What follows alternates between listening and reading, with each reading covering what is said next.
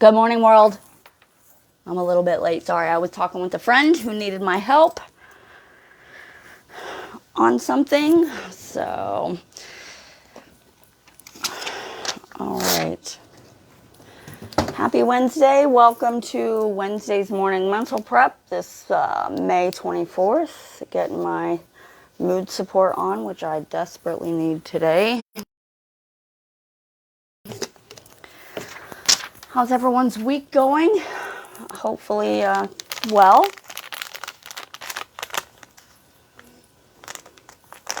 Candy cane, sweetness in the morning. I am struggling a little bit. Oh, it smells so good. Maybe if you saw my post last night, I'm missing my mom. It's not just that, but that is a bit part of it. I have several people on my profile in this last couple of weeks, including a family member who's lost their father. I know my family member, it was a bit unexpected. I'm not sure about the others who've posted about losing their father, but of course, that makes me very sad for them and gets me thinking about my mom and how I very much understand that pain.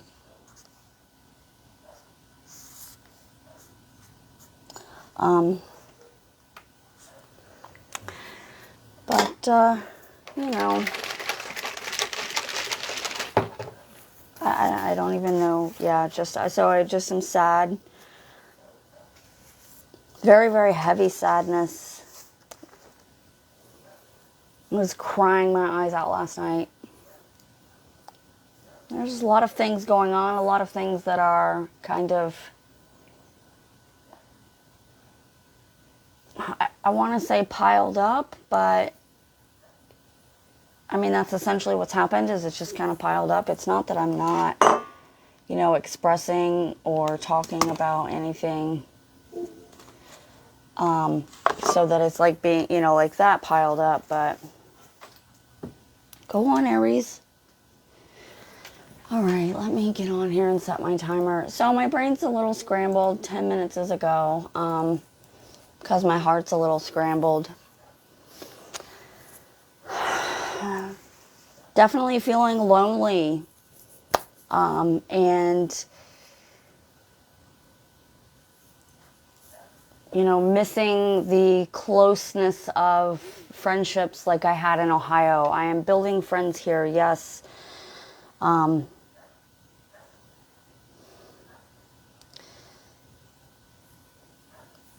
when you spend a lifetime building friends and you got to start over, it takes time to get to that same level of friendship, and I get that, but sometimes it gets kind of lonely feeling, because I don't have that best friend here really, that comes and hangs out every weekend or every other weekend or whatever the case may be, so there's things that are just kind of hitting hard, I guess. But let's see what we need to help us get our minds right this morning. It says a monthly positivity ritual. Write a list of 5 things that you enjoy doing. Anything from visiting places you love to reading books. Oh, let me back up. Write a list of 5 things that you enjoy doing. Anything from visiting places you love to reading books that gives you pleasure.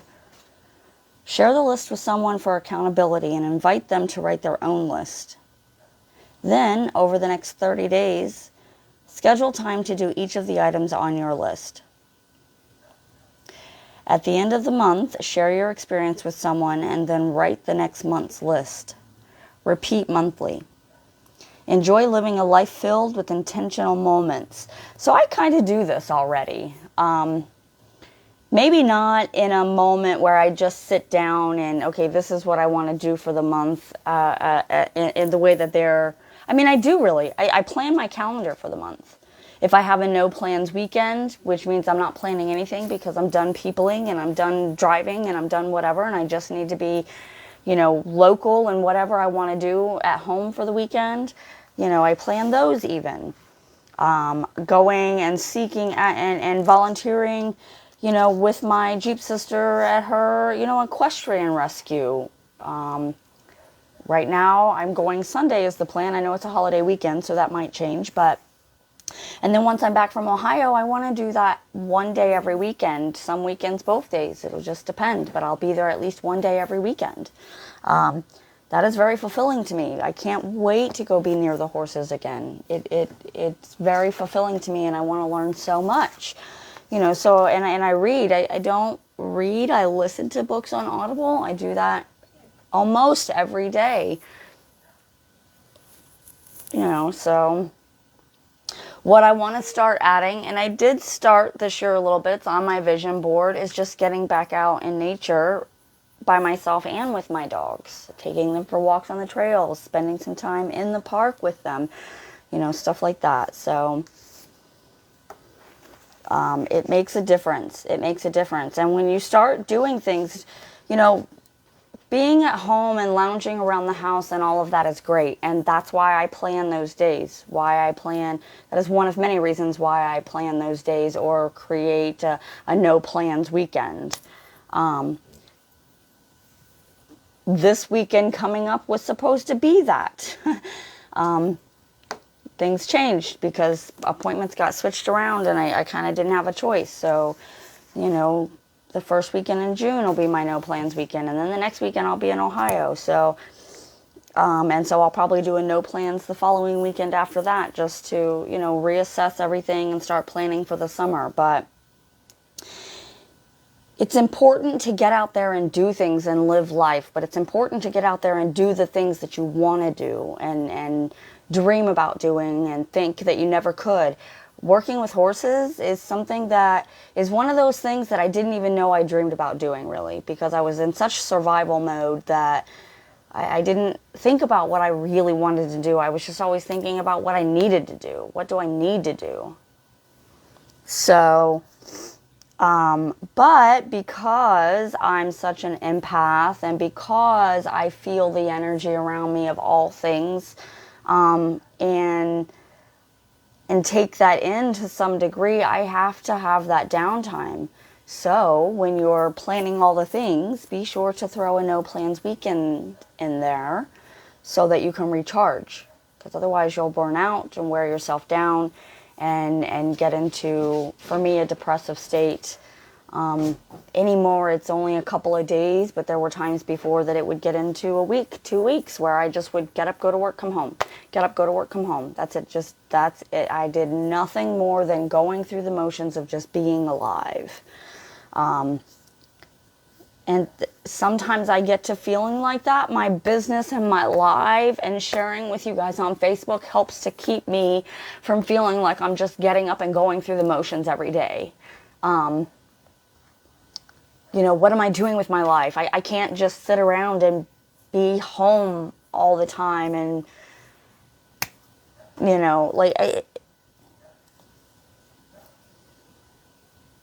you have to do what you love, but you have to think about what it is that you love in order to do that.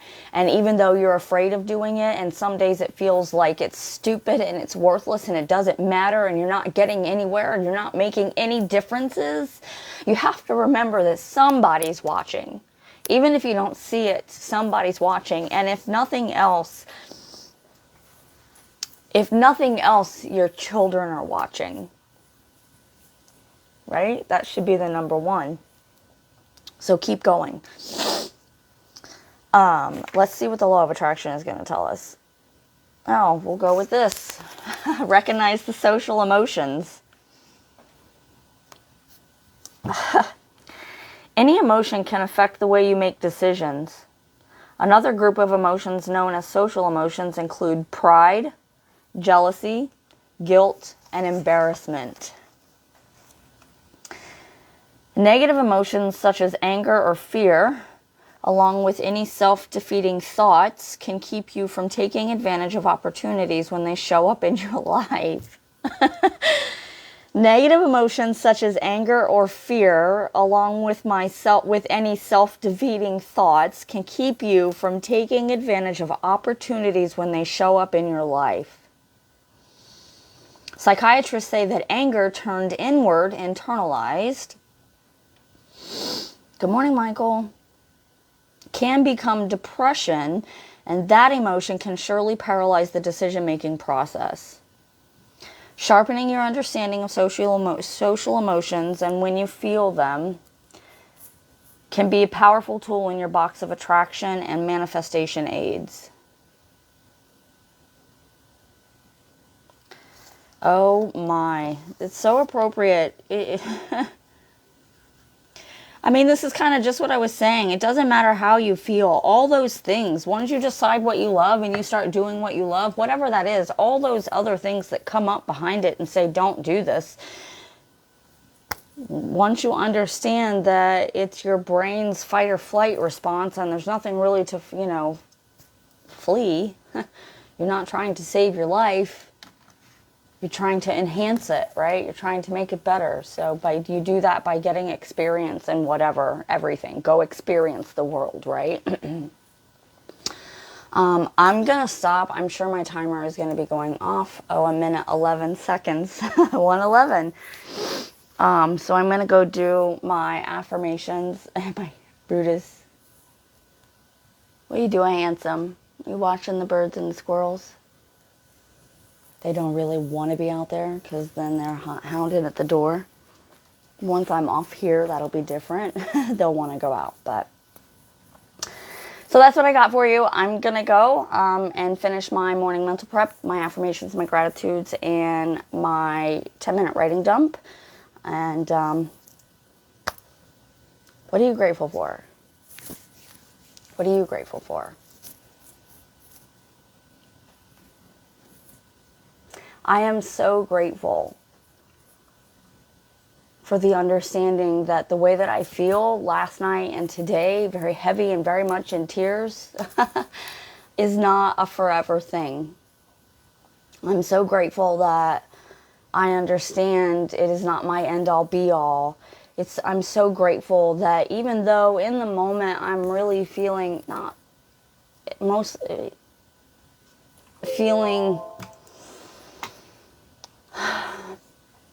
I want to tread lightly here because I don't want anyone to really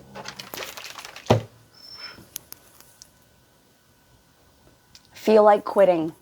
Even though I feel very heavy in I feel like quitting all of it, everything. I know that this is going to pass. I understand that it's not going to linger forever. And so it's easier to deal with. So I'm so grateful that I have that understanding because it makes it just a little bit lighter to carry when it's hanging around. I'm very grateful for that understanding. What are you grateful for? I'd love to know. Let me know in the comments. I'm going to go. My timer did go off. I will see you all tomorrow. I appreciate you all hanging out with me and listening to me babble on about nothing and everything all at the same time, right? And the state of affairs that is this thing up here. I will see you all tomorrow. Same bat time, same bat channel. And as always, peace and love.